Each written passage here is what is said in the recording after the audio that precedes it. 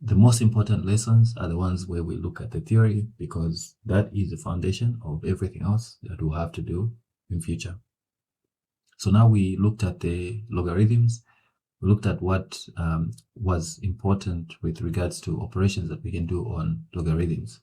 Now what we're going to look at is differentiation of the logarithms, right? So now we are saying that the starting point is us understanding what the differential of this one is going to be, right? So we can say that this is going to be dy over dx. Okay, there's several ways in which we can express this. It's going to be 1 over x. This is the most important rule to remember. Okay, so this is what we're adding to our portfolio. We did implicit, we did all those kind of things. Now, this special function here, we have to remember the shape of this one, right? Because this is what helps us enter into this window of logarithms. Now, to derive this, we are going to actually have to apply the first principles or limits. Now, this is not for this lesson. We'll do a lesson in future where we actually derive. For now, let's just know that when we differentiate a logarithmic function, this is going to be the shape that we are going to expect. So this we can also represent as d, okay, is equal to 1 over x. You can also write it like this, okay. All these are semantics, it's the same, right? So sometimes we'll show it like this, sometimes we'll show it like that, sometimes we can show it like this. These are just semantics, but this is the window that helps us to look into logarithms in as far as calculus is concerned. Okay, so now let's expand on this. Okay, let's expand on this. That's the first principle. That's the first rule that we have to know. Now let's expand. What if you are given a function like this one? Okay, right? And then we are differentiating a function like this one. So we're saying gx here because we're saying that there are two functions here, right? What is this going to be? Now, when we looked at the various ways of differentiating, the rules, the different rules, okay, we said that the limits, okay, limits differentiation could actually do all differentials, okay. But then to simplify the rules that they've made, so there's chain rule, there's power rule, there's all those kind of things.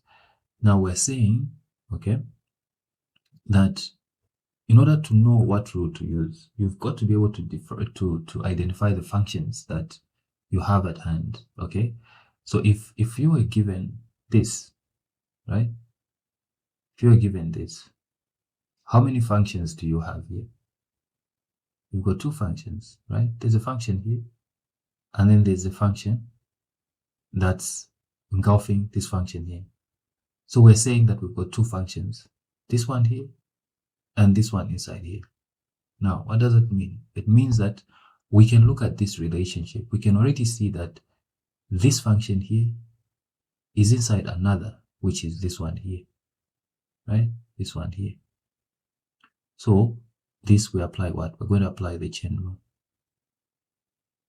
Okay, we're going to apply the chain rule. Right, so the chain rule entails that you differentiate the inner function and then you differentiate the outer function. So what do we have here? We're going to have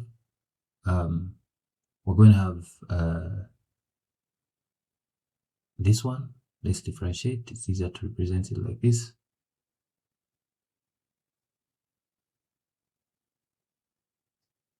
We have two functions, so we differentiate the one inside, right? First, so that one is going to become, remember we said we can also represent this as this, or we can say dgx over x, okay? So this is also another way of saying this is a differential of gx, right? And what happens now, we have the differential of the natural log of this function. Now we said what? We said that we are differentiating this whole thing here, okay? So it's going to give us this, which is what? Gx. because we're dividing with the contents here, which were here. All right. So that would be that. So meaning that the differential of this one here is going to be gx over gx. So that would be the differential. Okay. So it's beautiful, beautiful stuff. All right. So this is the second one. Right. And that's why I said we need to know this one first, because you see how it's helping us see new things there. Okay. So now we go to the next one. The next one is going to be dx, right? This is not complicated once you know where to start from. Okay.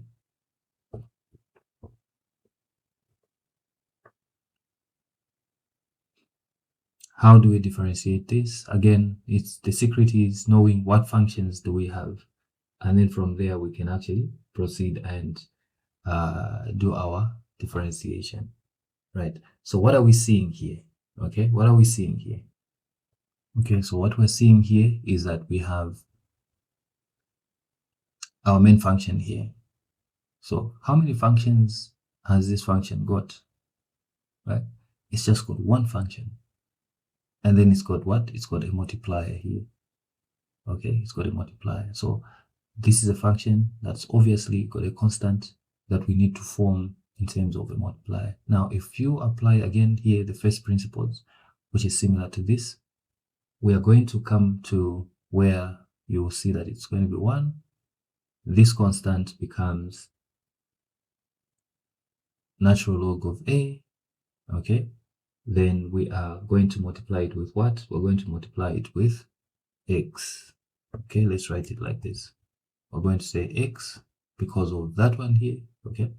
But this time around, we have to recognize the multiplier, okay? Because of that constant there. So we have the multiplier here. So this is another secret. This is similar to this, but now we've introduced the concept of a multiplier, right?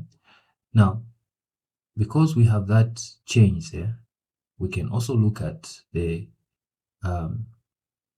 we can now expand this to say, what if we have this and we have gx instead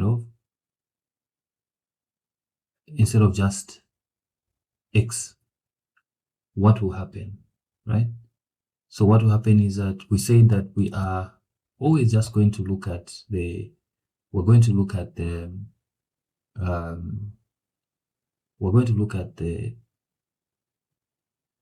number of functions that you have here. Now, here we said we have one function. Why? Because we had x here, right? So how many functions do we have here? We have 2. There's this one here, and then there's this one that's nesting this one. So if this was u, we would have log a u. So now there's also a constant here.